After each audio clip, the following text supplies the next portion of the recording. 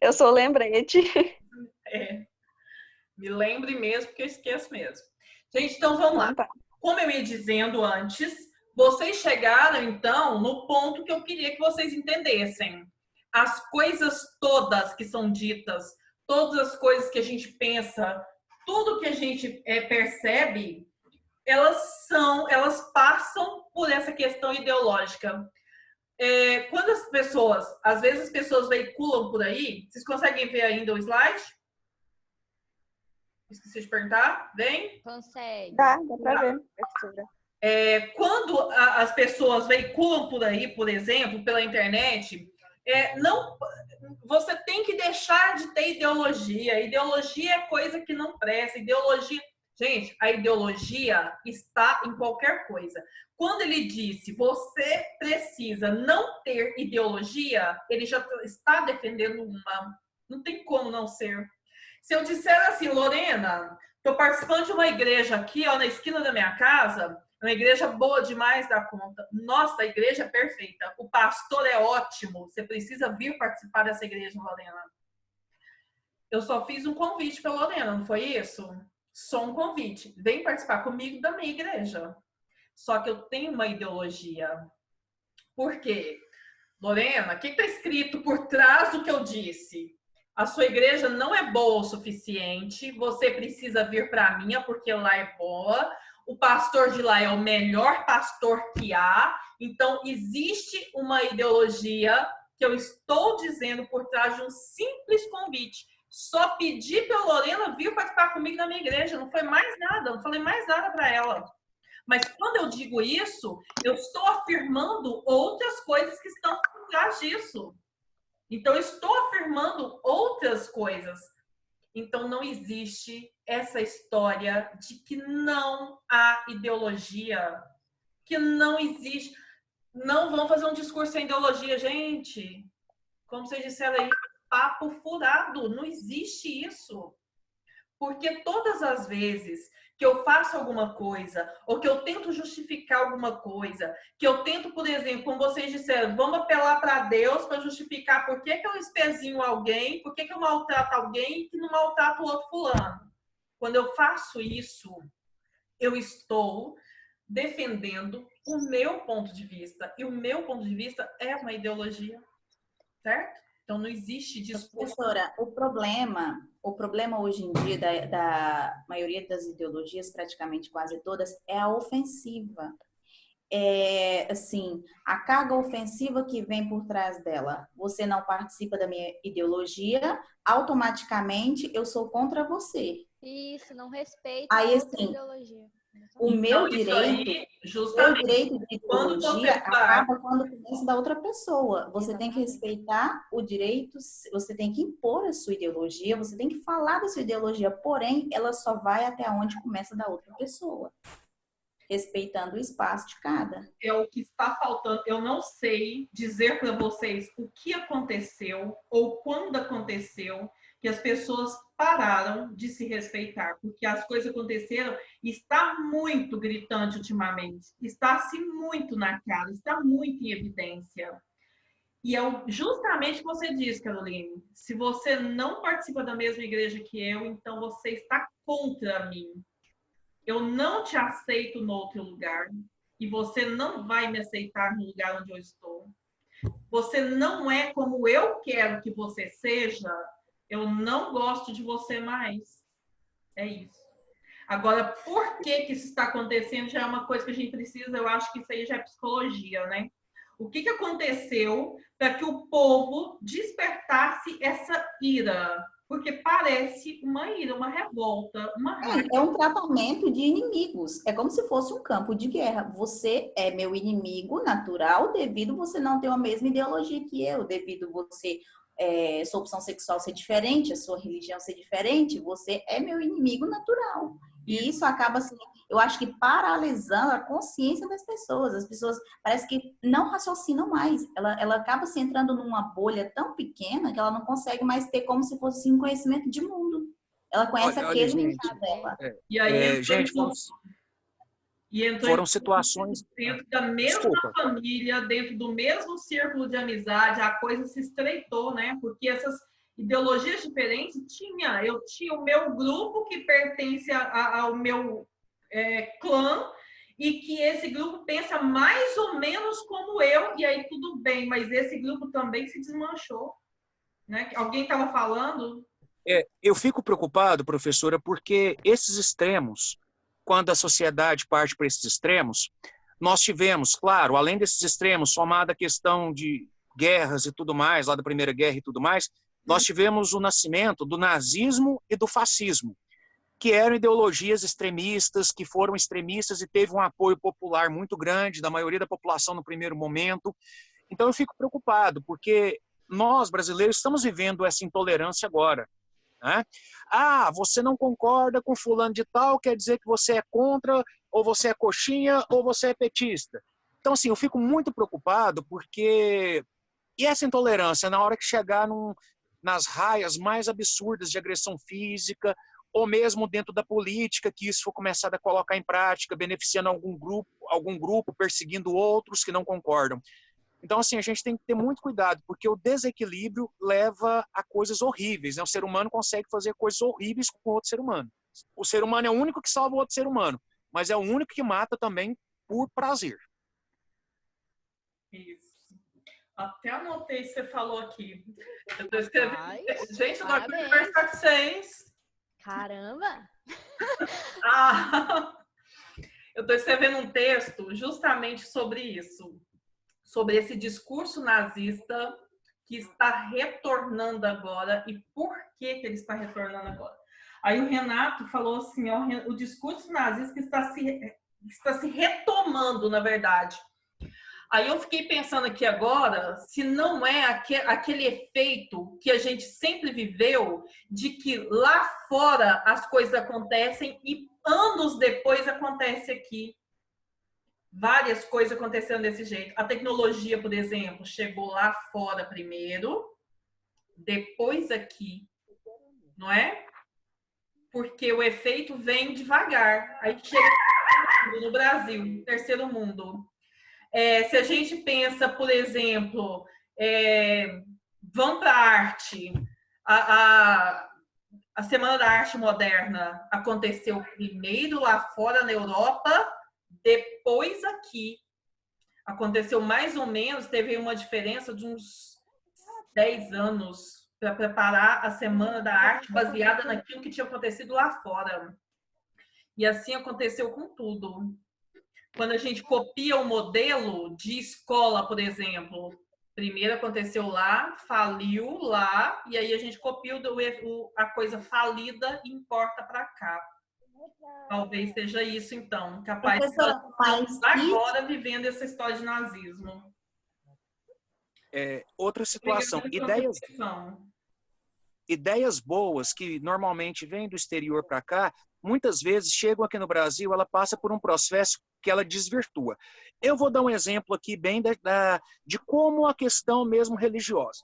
Bom, quando o protestantismo, a partir do século XVI, começou a ganhar vida e tomou força dentro da Europa, quando chegou aqui no Brasil, a gente vê nitidamente que o protestantismo europeu, vou pegar as principais, as três primeiras, a calvinista, a anglicana, tá, e a luterana, quando chegou no Brasil, houve um desvirtuamento dessas ideias religiosas.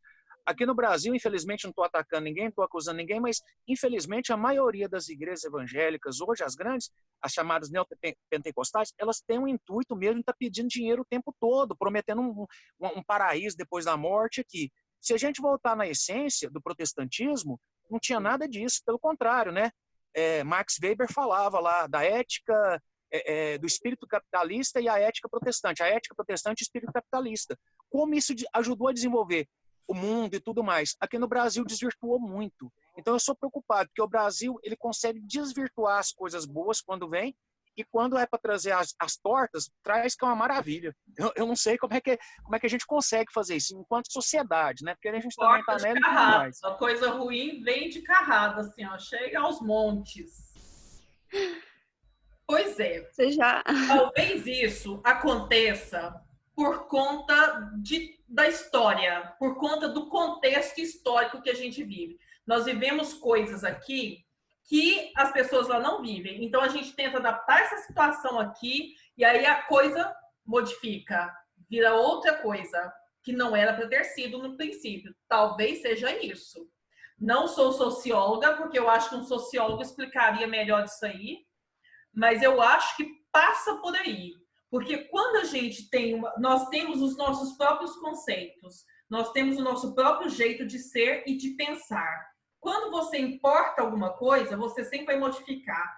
Vamos observar na língua. A língua, quando eu importo uma palavra, eu não deixo a palavra do jeito que ela era na língua original dela. Ela não vai ficar daquele jeito. Então, a palavra boquete. Aí eu importei essa palavra lá do francês, mas a palavra é bouquet agora. Então, ela escrever B-O-U-Q-U-E-T,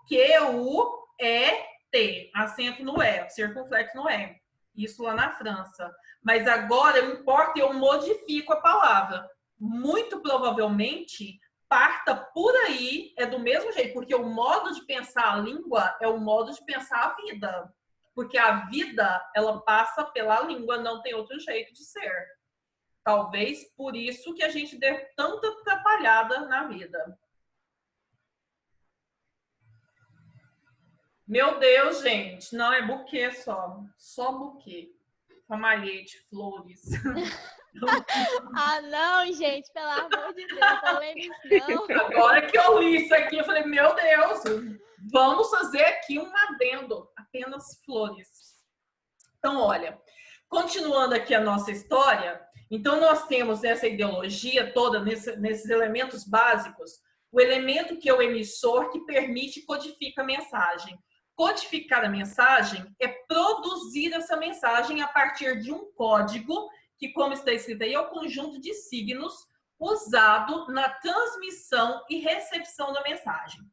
Esses signos pode ser a língua, pode ser um desenho, pode ser a arte. Então, isso é signo. Então, o emissor codifica no signo que ele acha apropriado. Então, ele pode escrever um texto ou ele pode falar alguma coisa e aí eu tenho um signo a partir da língua portuguesa.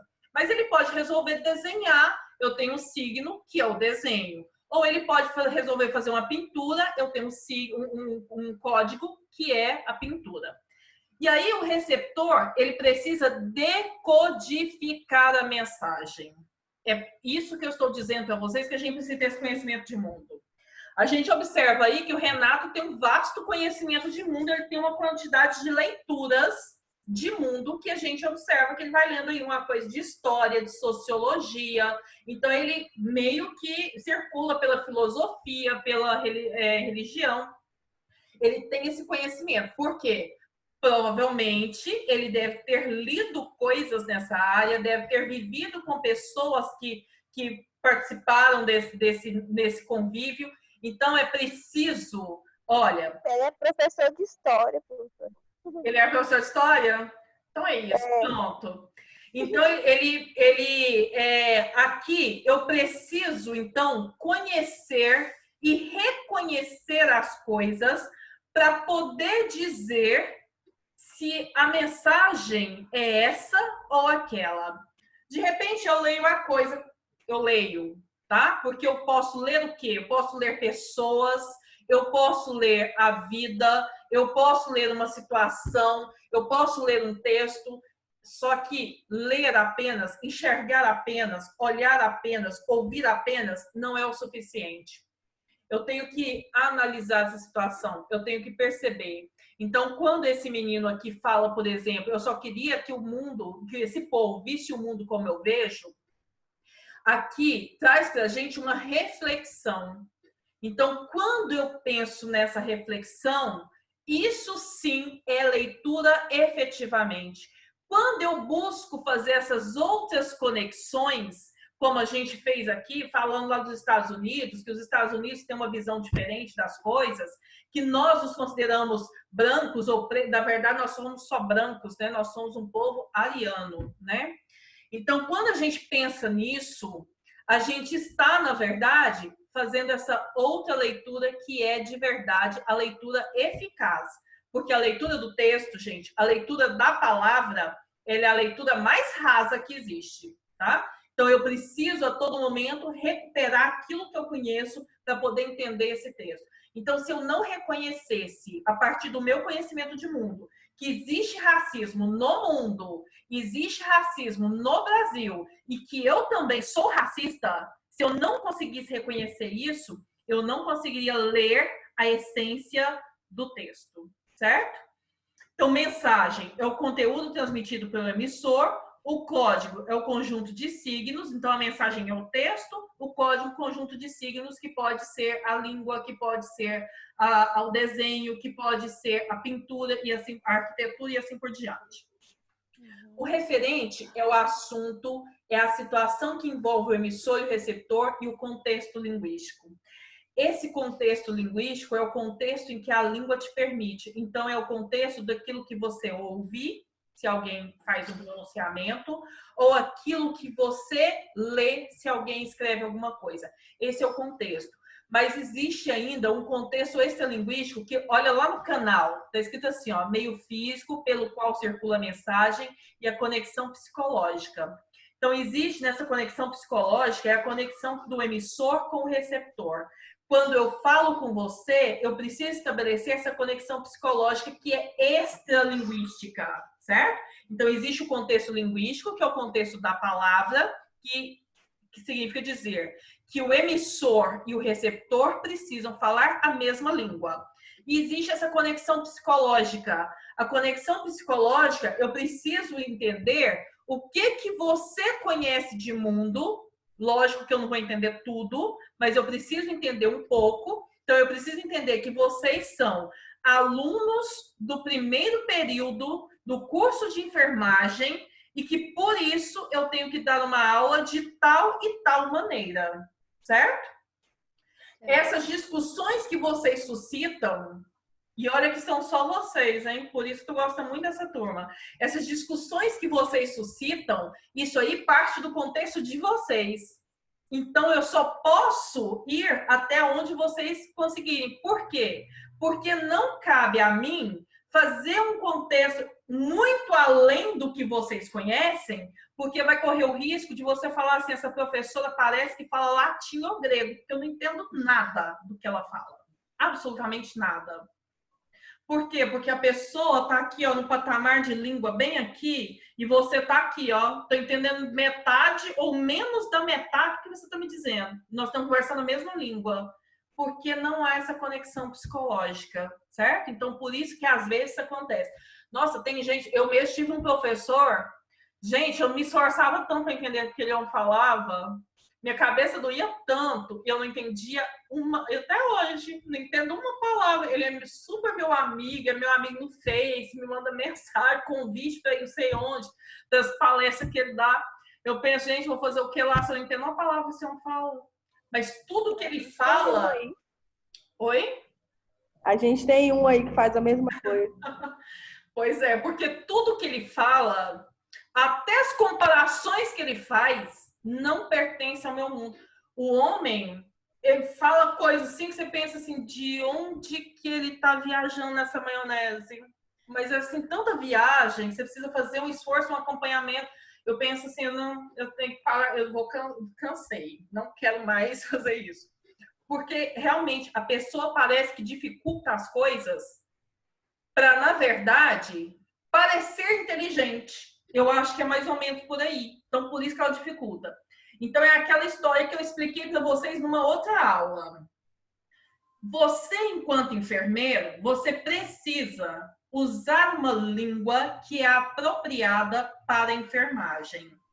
Mas se você tem, então, um receptor lá, um senhorzinho, uma senhorinha, uma criança. Vamos pensar uma criança. A criança lá de 9, 10 anos, ela já consegue compreender várias coisas desse mundo. Ela tem uma língua já feita, ela consegue falar, ela consegue entender, mas ela não consegue entender tudo, porque ela é um aprendiz ainda. Nós todos somos aprendizes em língua, tá? A gente aprende até morrer, até no último suspiro. Mas a criança ainda é muito novata nessa história de língua. Então, ela não consegue acompanhar, por exemplo, se você fizer uma ironia com a cara dela. ela não consegue acompanhar ainda se você estiver falando alguma coisa com uma intenção outra qualquer. Uma criança não falaria como, eu esqueci quem foi que disse, nossa, que palavra que é essa, professora? A criança não ia alcançar esse nível de interpretação. Professora, Oi. essa semana foi aniversário da minha prima, ela fez 4 anos. E aí a mesa de chocolate era da altura dela, né? Então ela podia ir lá pegar quando ela quisesse. Aí a mãe dela falou assim, ô Isabela, pega pra mim um brigadeiro. Ela passou, olhou o brigadeiro, ela, onde tá? Porque ela realmente não sabia disso, porque ela não conhecia a palavra brigadeiro, mas sabia que era chocolate. Ah, eu sabia que era chocolate, mas não conhecia a palavra. Isso. Pois é. Então, como eles são muito novatos, vamos supor que você esteja no atendimento dessa criança de 4 anos, de 8 anos, de 9 anos. Você vai ter que falar numa linguagem dela. Você vai ter que... Então, você vai ter que sair da sua bolha de enfermeiro, que sabe um monte de palavra difícil lá, e falar assim, olha, senta direitinho pro titinho fazer isso. Sabe? Vai ter que sair. Por quê? Porque é preciso que você facilite para o seu receptor. Lembra do outro texto que eu passei para vocês? Dos pinguins, que falava nada, nada, nada. Lembram desse texto? Sim. E que aí o pinguim foi comido pela baleia porque não entendia o que era nada, né? Justamente isso. O emissor naquela questão ali, ele não facilitou em nada a vida do receptor. Se a palavra, se todo mundo sabe que a palavra pode significar, e mesmo que eu não saiba, vamos supor que eu não saiba que a palavra tenha mais de um significado. Mas eu disse a palavra para a Gabriela e a Gabriela não entendeu. A minha obrigação, enquanto emissor, é dizer de outra forma para que a Gabriela me entenda. Porque se eu repetir a mesma coisa, gente, então não precisa nem eu dizer a segunda vez. Não tem necessidade, porque eu já disse uma vez. O que ela não foi que ela não tenha ouvido. Ouvir, ela ouviu, ela não entendeu. Então, se não entendeu, tem que dizer de outro jeito. Então, esse outro jeito é a acessibilidade, é essa conexão psicológica que você precisa ter para o tratamento com o seu receptor, certo? Então, cada caso é um caso. Vamos fazer uma comunicação psicológica aqui agora, nós duas, essa sala inteira. A sua prova será basicamente elementos da comunicação, né? Olha, minha prova será até aqui essa matéria, texto e discurso. Vai ter texto, ai, professora, pelo interpretação amor de de Deus. texto, vai ter elementos da Não hablo esse idioma que a senhora está falando. vai ter variação linguística. Ah, tô é com medo da sua prova. Você não habla essa língua? Não compreendes. Gente, e por fim, o canal que é o meio físico. É meio físico, certo? Por onde essa comunicação passa. Nessa aula, nesse momento, nesse contexto que nós estamos vivendo, o meio físico é a sua conexão com a internet. Se você perder essa conexão com a internet, perdeu a aula, perdeu então a mensagem. Se o meu computador deu uma pane, porque o computador também é um canal. Se o meu computador deu uma pane, acabou a aula. Não tem mais aula de português hoje. Certo? Por quê? Porque o meio físico, o canal, não está apto para atender a necessidade naquele momento. Então, o canal também é importante. Ok? Vamos para o próximo texto, então. Olha aí, nós temos um texto do Garfield. Conhecem o Garfield, né? Sim. Esse texto aí, ele é essencialmente não verbal. Aí você me diz assim, não, professor, mas eu estou vendo umas palavras. Essas palavras são o que nós chamamos de onomatopeia. Elas representam o som do murro que o gato dá na cabeça do cachorro. O segundo aí, o grasnado, o rosnado do cachorro quando ele agarra o gato pelo pescoço e sacode. Ou quando o cachorro está engasgado porque o gato está estrangulando. Ou quando o cachorro, no quarto quadrinho, dá o pontapé na bunda do gato e assim por diante. Então, isso aí, essas palavras, não é parte verbal. Elas significam a onomatopeia, os sons produzidos pelos efeitos aí que estão sendo produzidos pelo gato, pelo cachorro. O ranger da porta é uma onomatopeia, quando a gente coloca aí no texto. O bater da porta, onomatopeia. O toque do telefone é onomatopeia. Certo isso? Professora, Sim. panelaço também é uma onomatopeia? O batido da panela é. Tem panelaço no Brasil inteiro agora. Meus vizinhos estão enlouquecendo. Ué, aqui eu não tô ouvindo nada, não. Aqui também não, mas Aí para eu quase escutei a tudo panela aqui, aí. você sabe. Deixa eu olhar ali na Vou janela. já botar uma panela aqui, um prato. Amanda, fecha as janelas, que os vizinhos tá doido. Nadinha por aqui, gente. Meus vizinhos estão calmos e calados. A minha região é região tudo de prédio. Para todo lado que você olhar é prédio. Então, assim, um enlouquece, ele consegue enlouquecer a região inteira. É um movimento cascata. Será que é de repúdio por conta do Mandetta? Certeza, certeza. Ah, com certeza. Mãe. Mas que é olha, Mandetta? gente, aquela história, né? Professora, Vai expulsa que o Álvaro aqui mesmo dessa a live. pessoa paga, né? Ah. Professora, expulsa o Álvaro da live. Ele não O sabe Álvaro quem é é o o Mandetta. melhor, velho. Como é que é? O Álvaro O tá mais... Álvaro não sabe quem é o Mandetta. Tira ele dessa live. Ele não está entendendo a comunicação passada nessa aula e na vida. Ele não tá entendendo a A mensagem. pergunta é: Tá sendo comunicação indireta. a pessoa não conhece o ministro da Saúde sendo. Eu tô morrendo. Essa parte aí Tá muito eu na vida. Quer trabalhar na saúde. Pior pessoa. Ai, Álvaro. Olha, Álvaro, nós vamos fazer 2 segundos de silêncio por você, tá bom? Você não conhece o meu ministro.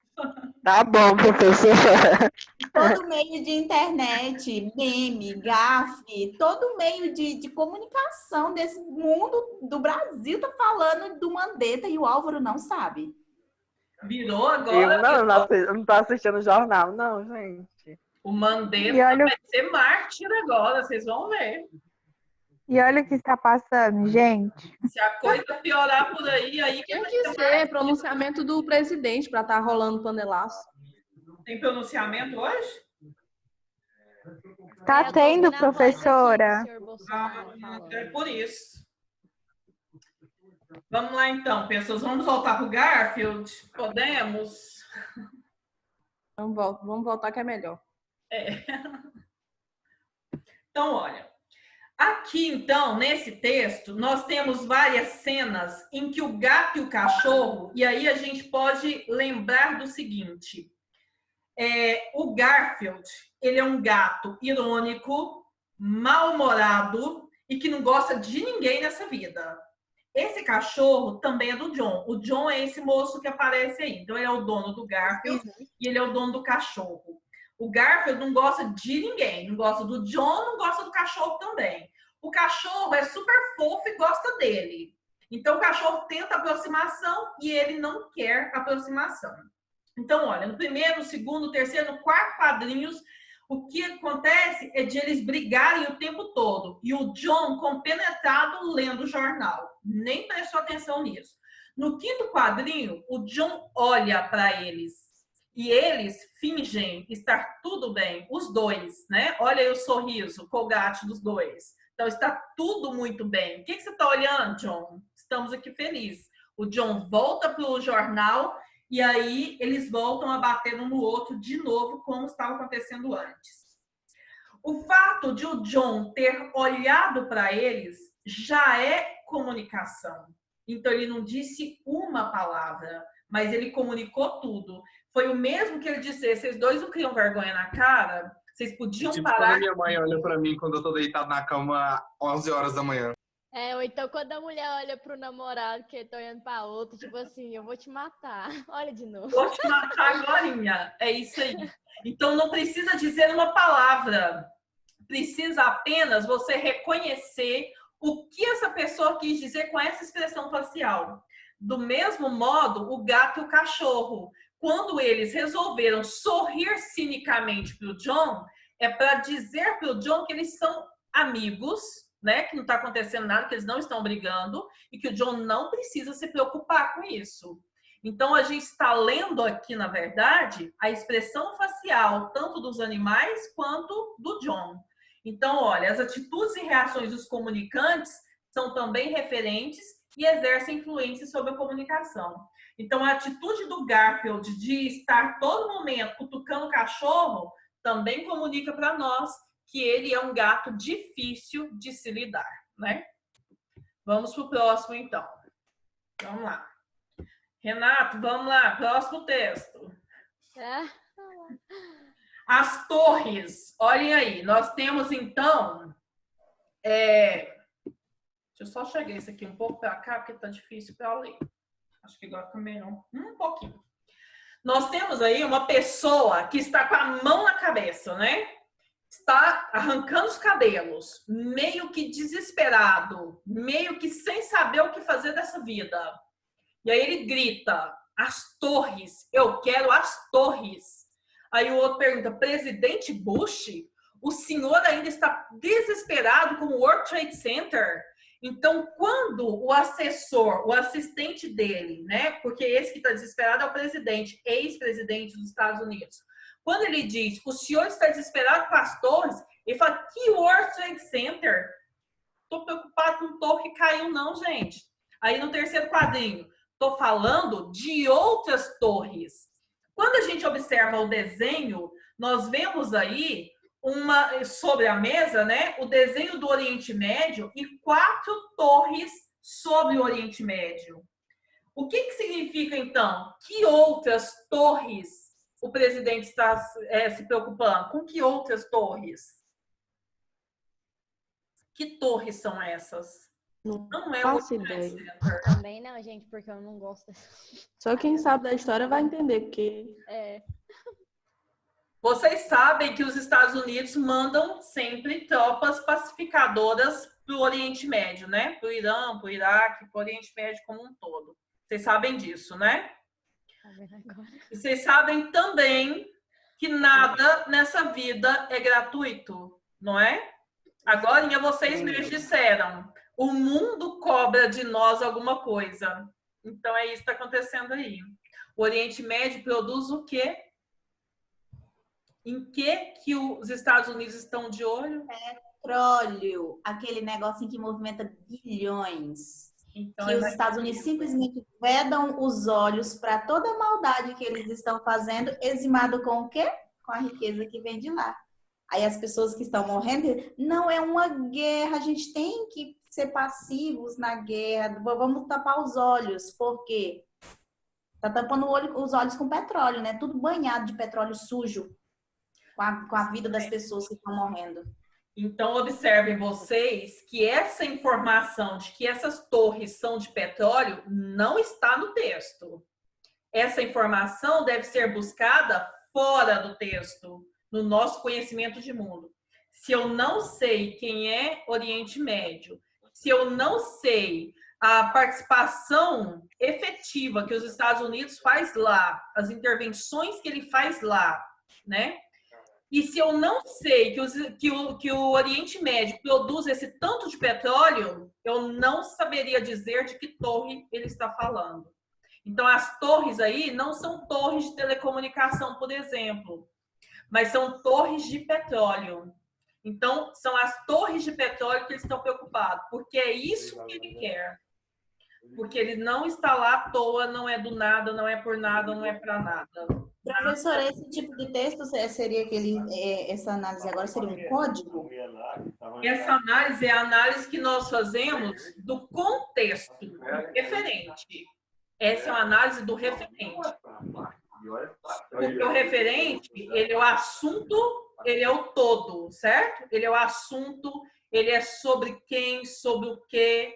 Então, esse é o referente. Então, é sobre tudo. Professora, é possível uma pessoa como um aluno seu, eu sou ótima em interpretação de texto, em elaboração de texto, tipo o trabalho de Don Brown, mas eu sou péssima em elementos, em coisa de português.